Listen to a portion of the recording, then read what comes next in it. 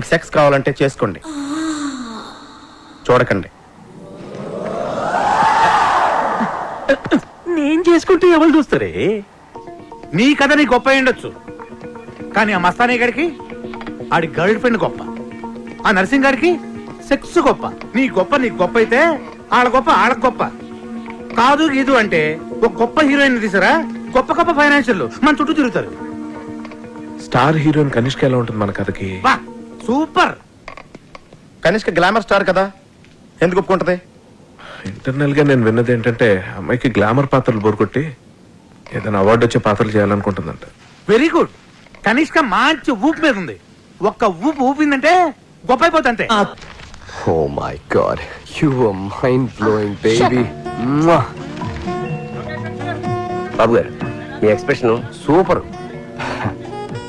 Thanks. అది మా